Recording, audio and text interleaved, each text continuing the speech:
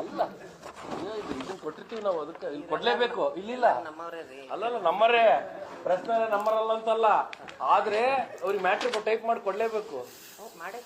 ನೀನ್ ನೋಡ್ರಿ ಅದನ್ನ, ಮತ್ತೆ ಅದನ್ನ ಒಂದ್ ಹೇಳಿ ಆಮೇಲೆ ಬೇರೆ ಬೀಳ್ಬೇಕು. ಬೇರೆ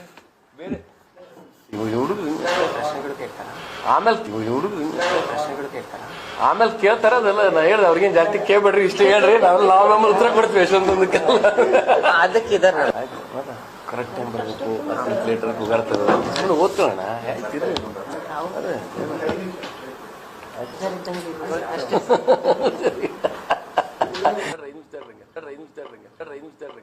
ಸೊ ಇವೇ ಚಾನೆಲ್ಗಳು 6, ಅದ ಬಿಟ್ಟರೆ ಎಲ್ಲರೂ ಪತ್ರಕರ್ತರು. ಯೂಟ್ಯೂಬ್ ಚಾನೆಲ್ ಯಾವ್ದು? ಇಲ್ಲಿ ಯೂಟ್ಯೂಬ್ ಮಾಡ್ರಿ. ಅಯ್ಯಪ್ಪ ಅಯ್ಯಪ್ಪ ಅಯ್ಯಪ್ಪ ಬಳೆ ನೋಡ್ರಿ, ಕಿವಿ ಮೇಲೆ ನಮ್ದೇನಾರ ಆಯ್ತಾ? ಕೈ ಮೇಲೆ, ಕಿವಿ ಮೇಲೆ ಚಪ್ಪಲಿಲ್ಲ ಅಷ್ಟೇ ಹಾಕತ್ತೇವೆ ನಾವು. ಚೈನು ಇಲ್ಲ ಅಷ್ಟೇ ಹಾಕತ್ತೇವೆ ನಾವು. ಚೈನು ಇಲ್ಲ. ನೋಡಪ್ಪ ಈ ಲೈಟ್ ಪರಿಸ್ಥಿತಿ, ನೋಡಪ್ಪ ಈ ಲೈಟ್ ಪರಿಸ್ಥಿತಿ. ಇದರಲ್ಲಿ ನಿಮ್ಗೇನಾದ್ರೂ ತಪ್ಪು ಕಾಣಿಸ್ತಾ? ನನಗಂತೂ ಯಾವುದೇ ರೀತಿಯಾದಂತಹ ತಪ್ಪು ಅನ್ನೋದು ಕಾಣಿಸ್ಲಿಲ್ಲ. ನಾನು ಈ ಮಗುವನ್ನು ನೋಡಿ ತಮಾಷೆನೂ ಸಹ ಮಾಡ್ತಾ ಇಲ್ಲ.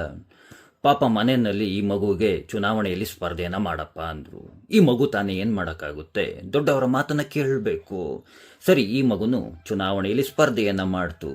ದಾವಣಗೆರೆಯ ಮಹಾಜನಗಳು, ಯಾರೇಳಿ ನೀವುಗಳಿದ್ದೀರಲ್ಲ, ದಾವಣಗೆರೆಯ ಮಹಾಜನಗಳು, ಇಂಥವ್ರಿಗೆ ಮತವನ್ನು ನೀಡಿದ್ರಿ, ಇಂಥವರು ಚುನಾವಣೆಯಲ್ಲಿ ಗೆದ್ದರು. ಅದಕ್ಕಾಗಿ ದಾವಣಗೆರೆಯ ಮಹಾಜನಗಳಿಗೆ ನನ್ನ ಸಾಷ್ಟಾಂಗ ನಮಸ್ಕಾರಗಳು. ಅದು ಕೈ ಎತ್ತಿ ಮುಗಿಬೇಕು ನಿಮ್ಮಂತಹ ಮತದಾರರಿಗೆ. ಈ ಮಗು ಏನ್ರಿ ತಪ್ಪು ಮಾಡಿದೆ? ಏನು ತಪ್ಪು ಮಾಡಿಲ್ಲ ಕಣ್ರಿ. ಮನೆಯಲ್ಲಿ ಅಪ್ಪ ಡಾಕ್ಟ್ರು ಅಂತ ಹೇಳ್ಕೊಂಡು ಮಗ ಅನ್ನುವಂತಹ ಸ್ಥಾನದಲ್ಲಿ ಬಂದು ಈಗ ಆಪರೇಷನ್ ಮಾಡೋದಕ್ಕೆ ಬಂದಿದೆ ಅಷ್ಟೇನೆ. ಪಾಪ ಎಲ್ಲ ಕಾಲೇಜಲ್ಲಿ ಓಡಾಡಿಕೊಂಡು, ಫ್ರೆಂಡ್ಸ್ಗಳ ಜೊತೆ ಎಂಜಾಯ್ ಮಾಡಿಕೊಂಡು, ಟ್ರಿಪ್ ಮಾಡಿಕೊಂಡು, ಕ್ರಿಕೆಟ್ ಆಡಿಕೊಂಡು, ಆಟ ಆಡೋ ವಯಸ್ಸಲ್ಲಿ ಮನೆಯವರು ಇದ್ದಾರಲ್ಲ, ಇವರು ಮನೆಯವರು ತಮ್ಮ ತಮ್ಮ ಸ್ವಾರ್ಥಗಳಿಗಾಗಿ, ತಮ್ಮ ತಮ್ಮ ಕುಟುಂಬದ ಸ್ವಾರ್ಥಕ್ಕಾಗಿ ಇಂತಹ ಮಕ್ಕಳನ್ನು ಚುನಾವಣೆಯಲ್ಲಿ ನಿಲ್ಲಿಸಿ ಇಂಥವ್ರನ್ನ ಗೆಲ್ಲಿಸ್ಬಿಟ್ಟು ನಮ್ಮ ಮುಂದ್ಗಡೆ ತಂದುಬಿಟ್ಟು ತಮಾಷೆಯಾಗಿ ನೋಡೋ ಹಾಗೆ ರೀತಿಯಾಗಿ ಮಾಡಿಬಿಡ್ತಾರೆ. ನೋಡಿ ನೀವೇನೇ ಯಾವ ರೀತಿಯಾದಂತಹ ರಾಜಕೀಯ ಅನುಭವ ಇದೆ ಅಂತ. ಅಟ್ಲೀಸ್ಟು ಒಂದು ಪ್ರೆಸ್ ಮೀಟ್ಗೆ ಅಥವಾ ಎಲ್ಲಾದ್ರೂ ಈ ರೀತಿಯಾದಂತಹ ಸಾರ್ವಜನಿಕ ಸ್ಥಳಗಳಿಗೆ ಬರೋದಕ್ಕಿಂತ ಮುಂಚೆ ಯಾವ ರೀತಿಯಾಗಿ ಬರಬೇಕು, ಯಾವ ರೀತಿಯಾಗಿ ನಡೆದುಕೊಳ್ಬೇಕು, ಇಂತಹ ವಿಷಯಗಳನ್ನು, ಇಂತಹ ವಿಚಾರಗಳನ್ನಾದ್ರೂ ಒಂದು ಸ್ವಲ್ಪ ಪ್ರಾಕ್ಟೀಸ್ ಮಾಡ್ಕೊಂಬರ್ಬೇಕು ತಾನೇ. ಅಕ್ಕಪಕ್ಕದಲ್ಲಿರೋರನ್ನ ಕಳಿಸ್ಬಿಟ್ಟಿದ್ದಾರೆ, ಅವರೇನೆ ಈ ಮಗುವನ್ನು ನೋಡಿ ನಗ್ತಾ ಇದ್ದಾರೆ. ಇನ್ನು ನಾವು ನಗದೇ ಇರೋದಕ್ಕಾಗುತ್ತಾ? ನೀವೇ ಒಮ್ಮೆ ನಿಮ್ಮನ್ನು ನೀವೇನೇ ಪ್ರಶ್ನೆಯನ್ನು ಮಾಡ್ಕೊಳ್ಳಿ. ಎಲ್ಲಿಗೆ ಬಂತು? ಎಲ್ಲಿಗೆ ನಿಂತಿದ್ದೀವ್ರಿ ನಾವು? ಎಷ್ಟೋ ಜನ ವಿದ್ಯಾವಂತರುಗಳು ಚುನಾವಣೆಯಲ್ಲಿ ಸ್ಪರ್ಧೆಯನ್ನು ಮಾಡ್ತಾರೆ, ದರಿದ್ರ ಮತದಾರರುಗಳು. ಅಂಥವ್ರನ್ನ ಗೆಲ್ಲಿಸೋದಿಲ್ಲ. ಇಂಥವ್ರು ಗೆಲ್ಲಿಸ್ಬಿಟ್ಟು ತಮಾಷೆಗಳನ್ನು ನೋಡ್ತಾರೆ. ಏನು ಸಿಕ್ತು?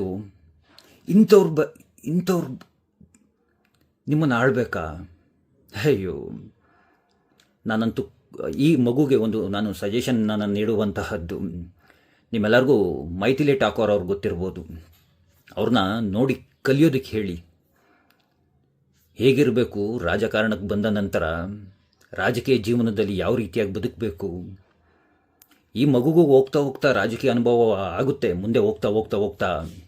ಬಟ್ ಇದು ಏನು ಪ್ರಾಕ್ಟೀಸ್ ಗ್ರೌಂಡ್ ಅಲ್ವಲ್ಲ. ರಾಜಕೀಯದ ಅನುಭವನ ಪಡೆದುಕೊಳ್ಳೋದಕ್ಕೆ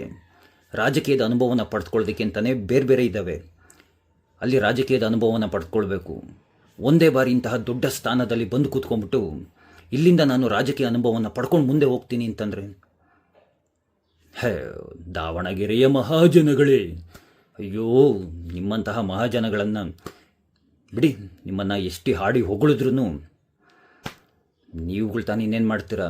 ಬಿಸಾಕುವಂತಹ ಎಂಜಲು ಕಾಸಿನ ಹಾಸಿಗೆ ಜಾತಿಗಳ ಸ್ವಾರ್ಥಕ್ಕೆ ಓಟ್ಗಳನ್ನು ನೀವು ಉದ್ಧಾರ ಆಗಲ್ಲ, ನಿಮ್ಮ ಮಕ್ಕಳನ್ನು ಉದ್ಧಾರ ಆಗೋದಿಲ್ಲ. ಇವ್ರಿಗೆಲ್ಲ ಬೈದರೆ ಏನು ಪ್ರಯೋಜನ ಬರುತ್ತೆ? ಈ ಮಗುಗಂತೂ ನಾನಂತೂ ಖಂಡಿತವಾಗಿ ಬೈತಿಲ್ಲ.